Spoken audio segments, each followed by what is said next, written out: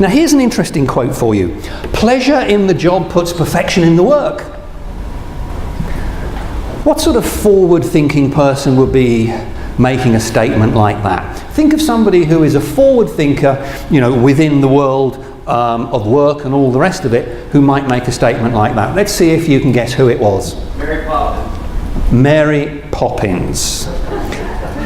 Yeah, the great business guru. And on the personal reviews, she said, "Your performance was supercalifragilisticexpialidocious." So, any suggestions other than Mary Poppins and her umbrella? Donald Trump. Donald Trump? Yeah, that's a... Yes. I must have missed a bit where it says, pleasure in the job puts perfection in the work if you are building a wall. So,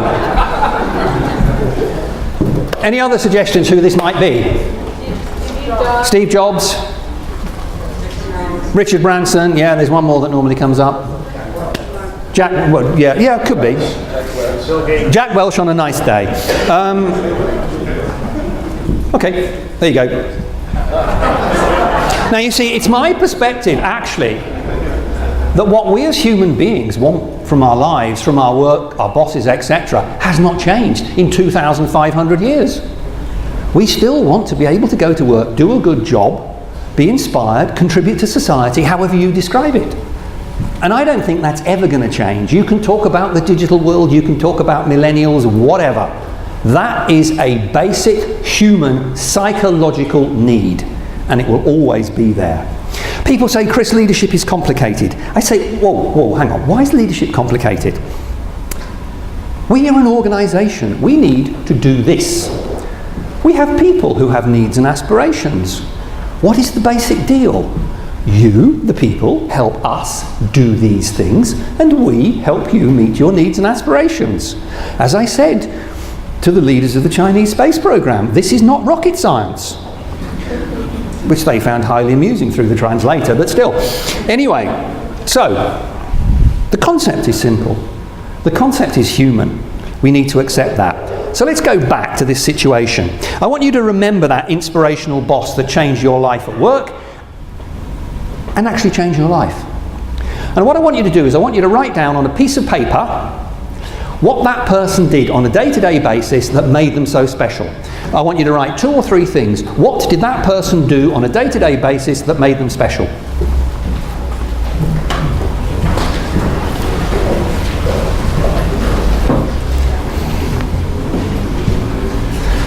Right, you've got 30 seconds. Get writing.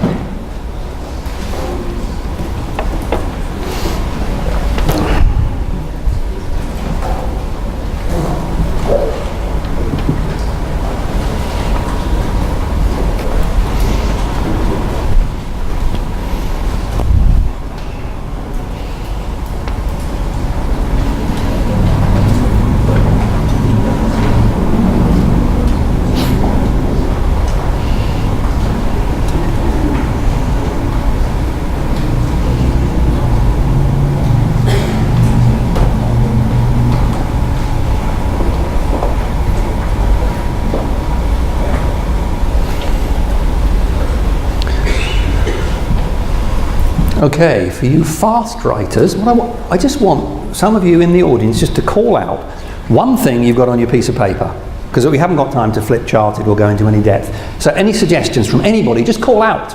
Involved. Involved you. Anybody else? Share their time. Share their time. Trust. Listened. Recognize. Sorry? Recognize you. Developed you. Didn't forget to laugh. What, when they did your performance appraisal? This is going to be fun. No, sorry, I'm cynical. Anybody else?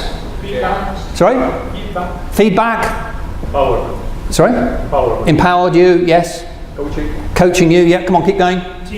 Teamwork? Support. Supported you? Challenge. Challenged you? Yeah? Maybe a raise. Sorry? A raise. Gave you a raise. We'll look at the motivational effect of money in due course. So, okay, we haven't got, because I've got quite a short time, I haven't got time to go into any detail. But probably all of those suggestions that came out made sense to everybody else in the room, and nobody would disagree with them. Let me give you the answer, because I always ask leaders to tell me what made them give best performance. What did that best boss do?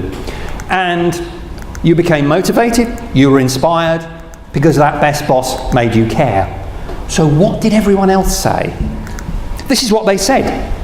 Set realistic and challenging targets, told me what was going on, developed my skills and career, let me get on with it, didn't interfere, praised and encouraged me, made me part of a successful team, respected me as a person, as a professional, backed me up when required, acted with integrity, led by example, listened to my ideas, showed they cared about me, didn't blame me for genuine mistakes, was fair and treated me decently, inspired me with enthusiasm, built trust and transparency. If I'd had more time, I promise you that you would have produced virtually all of those. Every single group of leaders I speak to produces the same list, because it goes back to Aristotle. It is the core thing we want as a human being to give best performance. Now, when you look at that list, it's mind-blowingly simple. When you look at that list, they're colour-coded. Why are they colour-coded? Because when I'm working with groups of leaders and I have time to say to them, tell me, which of these things relates purely to the job? Which of these things relates to the emotional relationship between you and that boss? And which of them is a bit of both? The reality is that it's only one or two that ever relate only to the job. There's 5 or 6, 4, 5 or 6 that relate to a bit of both, but the vast majority of all the things that come out and the things that you mentioned relate to the emotional relationship between you and that boss. And what is the really powerful thing is that those are exactly the same things for all the people who work for you and with you, because they're human beings. Sometimes you may doubt it, but they are. So, that simple list is what produces super performance. And when you look at that list, let me pose the question. Do any of those things on that list cost the organisation money to deliver? No. Do any of those things on that list require a complicated course? No. Do any of the things on that list mean that you could not do them tomorrow? No. So we have a list of things that everyone can do tomorrow that cost no money and will deliver success. But the problem is we never do enough of them. It's little things that count. You having a best boss and you being a best boss, or if you don't have direct reports, you can do these with peers, colleagues. You can even use these with customers. It's about inspiration. Inspiration to create something that's better for the future.